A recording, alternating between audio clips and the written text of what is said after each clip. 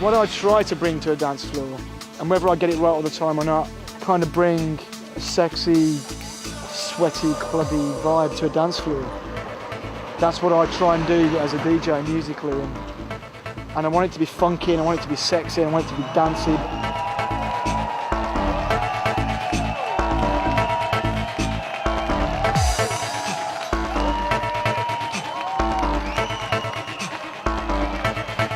What can I say about Lawler? He's got that drive about him. I just love his music. He knows what people want. It makes me crazy and that's it.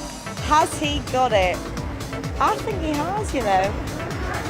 I think he's got that slightly little bit more. Every year DJ Mag does a top 100 DJs poll. The DJs would almost kill to get into the top 100, but for Lawler, at number 75 in 1999, by 2000 he was up to number 25, 2001 he was number 9, so his career is definitely still on the up.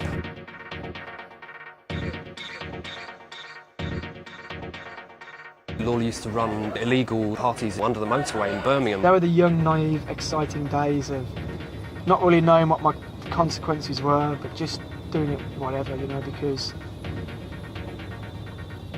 it was the only way for me to play my records out in front of people, and nothing else really mattered. So we're going to a place where I did all the tunnel parties. Really good memories, proper memories. This is my childhood, this is my growing up, you know. This is it, yeah. And we used to block both ends of these off with really huge, black, thick curtains, yeah. It used to be really hard to see Steve unless you fight all the way to the front. We were always there doing his mixing. From the roof, we hung camo netting. It just used to be the sound more than anything you used to remember. This is where the decks were this end. It just used to be absolutely amazing. And all the graffiti that we did seems to have been covered up or it's gone now. Best years of my life, from what I remember. By the sound of them, they were sort of monstrous dudes, and a typical example of how sort of determined and tenacious Lawler is. I was really passionate about it, and the more passionate you are about something, if it doesn't work, the more it kind of pisses you off. And I put that much effort into it, I wasn't prepared to give up, basically. It was a hard struggle at some points. At that point where I thought I was going to start selling my records to get a bit of money, the Cafe Mambo thing came along. And I had a great summer in Ibiza. And out there I met loads of promoters that asked me to come back to England and play for them in their clubs. And that's when it all started, really. When I first met Steve, I personally hadn't heard of him as a DJ, but he's really taken off the last year and a half. But to be honest, he's worked really hard. He's been all over the world since I've known him. I've been seeing Lisa for just over a year and a half. She's my sanctuary, she's my sanity.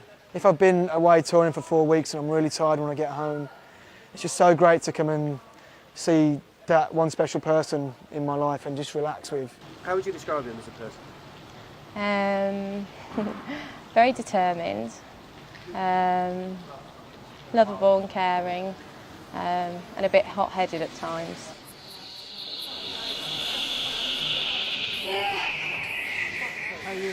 Friday night is my own night, Harlem Nights at the end, where I play for 6-7 hours in the main room. And then Saturday, I'm doing a gig in Slovenia.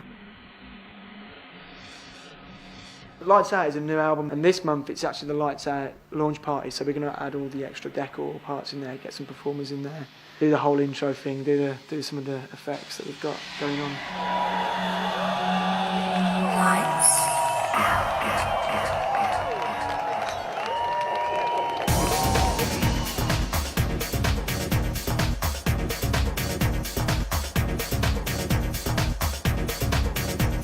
I don't really like this kind of music, but this guy really is doing it for me tonight. At the moment, if it was Lawler and Sasha, I'd be going to see Lawler. Tonight he's reaffirmed my faith in clubbing.